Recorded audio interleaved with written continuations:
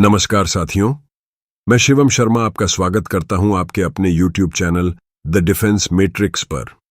आज हम बात करने जा रहे हैं एक ऐसी बड़ी खबर की जिसका इंतजार पिछले 10 महीनों से देश के लगभग 1 करोड़ 20 लाख केंद्रीय कर्मचारियों और पेंशनरों को था। ये वही खबर है जिसका सभी को बेसब्री से इंतजार था। 8वें वेतन आयोग से जुड़ी वो गुड न्यूज जो अब दिल्ली से निकलकर पूरे देश में चर्चा का विषय बन चुकी है। साथियों, सवाल यह था कि आखिर सरकार 8वें वेतन आयोग की अधिसूचना कब जारी करेगी, आयोग के अध्यक्ष और सदस्यों की नियुक्ति कब होगी, और सबसे अहम, अलग अलग मंत्रालयों और विभागों ने इस आयोग के लिए क्या सिफारिशें भेजी हैं। अब इन सवालों के जवाब धीरे धीरे सामने आने लगे हैं। मीडिया रिपोर्ट्स के अनुसार केंद्र सरकार ने 8वें वेतन आयोग के गठन से जुड़ी प्रक्रिया को अब अंतिम चरण में पहुंचा दिया है।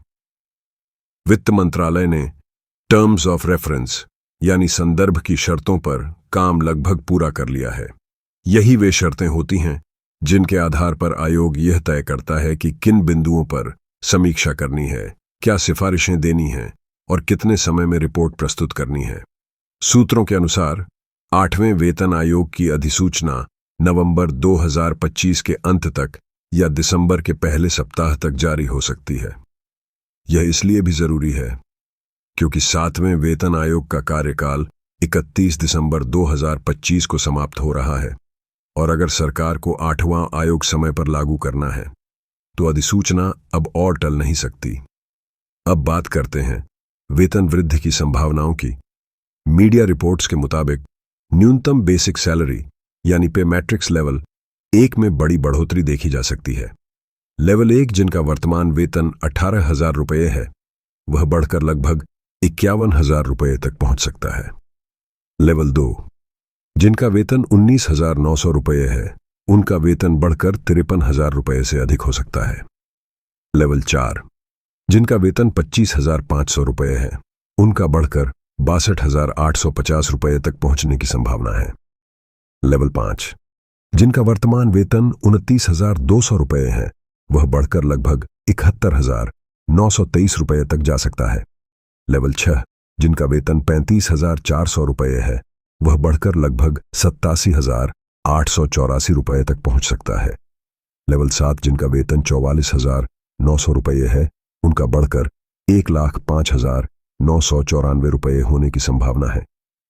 लेवल 8 जिनका वर्तमान वेतन 47,600 रुपये है, वह बढ़कर 1,17,177 रुपये तक पहुंच सकता है। और लेवल 9 जिनका वेतन 53,000 रुपये है, वह बढ़कर लगभग 1,30,386 रुपये तक जा सकता है। साथियों, यह अनुमानित आंकड़े हैं जो फिलहाल मीडिया और कुछ विश्लेषणों पर आधारित हैं, लेकिन सरकार की आधिकारिक घोषणा आने तक इन्हें अंतिम नहीं माना जा सकता। अब सवाल यह भी उठता है कि सरकार यह कदम अभी क्यों उठा रही है। तो इसका कारण साफ है, राजनीतिक और प्रशासनिक दोनों। जैसा कि आप जानते हैं, बिहार समेत कई राज्यों में चुनाव नजदीक हैं और केंद्र सरकार के पास यह एक बड़ा अवसर है कि वह कर्मचारियों और पेंशन भोगियों को राहत देकर एक सकारात्मक संदेश दे सके। क्योंकि देश की प्रशासनिक व्यवस्था को चलाने में सबसे बड़ी भूमिका सरकारी कर्मचारियों की ही होती है और चुनावों के दौरान भी यही वर्ग सबसे सक्रिय रहता है। वित्त राज्य मंत्री पंकज चौधरी ने भी हाल ही में राज्यसभा में कहा था कि सरकार इस दिशा में सक्रियता से काम कर रही है और 8वें वेतन आयोग की अधिसूचना उचित समय पर जारी की जाएगी। एक बार अधिसूचना जारी हो जाने के बाद आयोग का गठन होगा, अध्यक्ष और सदस्य नियुक्त किए जाएंगे और उन्हें लगभग 18 महीने का समय दिया जाएगा अपनी रिपोर्ट सरकार को सौंपने के लिए। साथियों, कुछ लोग सोशल मीडिया पर अक्सर कमेंट करते हैं कि सरकारी कर्मचारियों को पहले से ही बहुत ज्यादा वेतन और पेंशन मिलती है, लेकिन सच्चाई यह है कि वेतन और पेंशन सिर्फ आय नहीं, बल्कि एक जीवन सुरक्षा कवच है जो कर्मचारी के पूरे परिवार और उसके बुढ़ापे की गारंटी देता है। इसलिए ऐसे कमेंट करने वाले लोग शायद कभी उस संघर्ष को नहीं समझ पाएंगे जो सरकारी नौकरी पाने के लिए किया जाता है।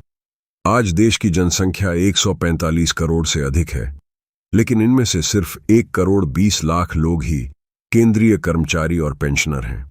यानी हर किसी तक सरकारी नौकरी पहुंचना संभव नहीं है, लेकिन जो लोग इस व्यवस्था का हिस्सा हैं, उनके अधिकारों और सम्मान की रक्षा करना सरकार की जिम्मेदारी है।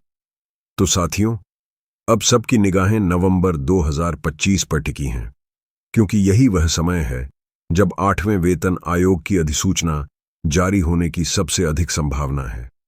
और जैसा कि हमेशा होता आया है, आयोग की रिपोर्ट आने के बाद बहुत सी बातें साफ हो जाएंगी, जैसे फिटमेंट फैक्टर, पे स्ट्रक्चर और महंगाई भत्ते को लेकर सरकार क्या निर्णय लेती है। मैं आप सबसे यही कहूंगा कि गोदी मीडिया और अफवाहों से सावधान रहें, क्योंकि बहुत से चैनल बिना किसी प्रमाण के खबरें फैलाते हैं। असली खबर वही मानी जाएगी जो केंद्र सरकार के आधिकारिक नोटिफिकेशन के रूप में सामने आएगी। और जैसे ही वह नोटिफिकेशन जारी होगा, मैं शिवम शर्मा उसे सबसे पहले लेकर आऊंगा यहीं, आपके अपने चैनल द डिफेंस मैट्रिक्स पर। तो अगर आपने अभी तक चैनल को सब्सक्राइब नहीं किया है, तो अभी कर लें, ताकि देश, सेना, पैरामिलिट्री और सरकारी नीतियों से जुड़ी हर सटीक जानकारी आपको सबसे पहले मिले। वीडियो को लाइक करें, अपने विचार कमेंट में जरूर लिखें और इस जानकारी को अधिक से अधिक लोगों तक शेयर करें। धन्यवाद साथियों। जय हिंद।